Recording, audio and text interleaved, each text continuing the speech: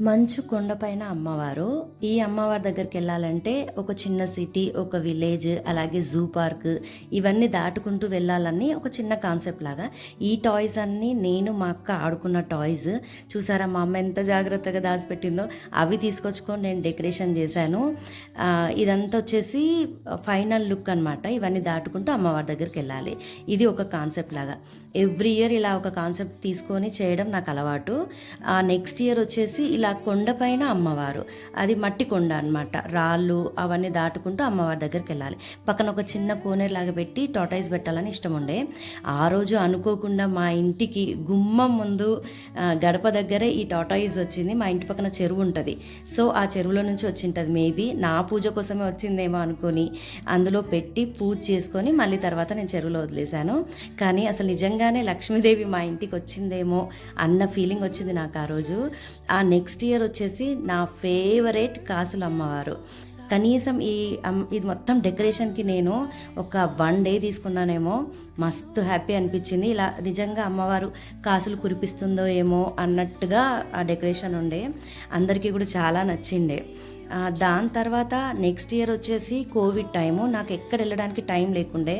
So పచ్చని ఆకుల అమ్మవారిలాగా ఇంట్లోనే ఉన్న ఆకులతోటి ఇలాగ నైవేద్యం పెట్టి అరిటాకులో అలా డెకరేట్ చేసుకున్నాను. ఆ నెక్స్ట్ ఇయర్ వచ్చేసి కొంచెం కోవిడ్ ఉండి మనం బయటికి వెళ్ళడం కూడా కష్టమే ఉండే. సో ఇంట్లోనే అమ్మవారితో చెట్లు పెట్టేసి శారీతో అలాగ డెకరేట్ చేసుకున్నాను.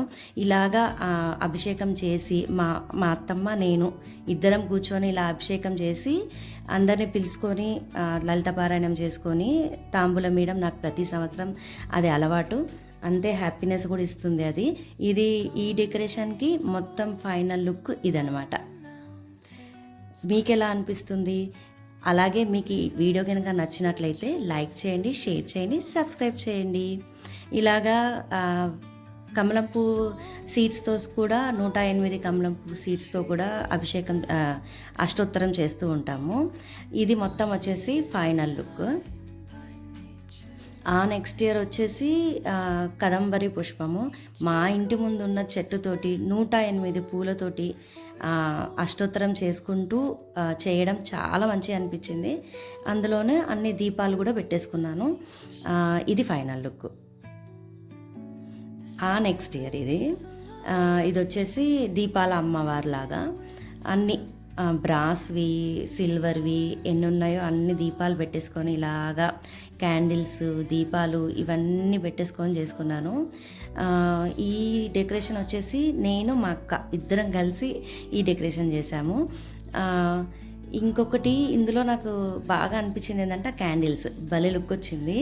ఇది నెక్స్ట్ ఇయర్, లాస్ట్ ఇయర్ ఇక ఇది కూడా సేమ్ నేను మా అక్క ఇద్దరం కలిసి ఈ డెకరేషన్ చేసుకున్నాము. ఈ అమ్మవారు అయితే నిజంగా అక్కడికి వచ్చి అమ్మవారు కూర్చుందేమో అన్న ఫీలింగ్ వచ్చింది.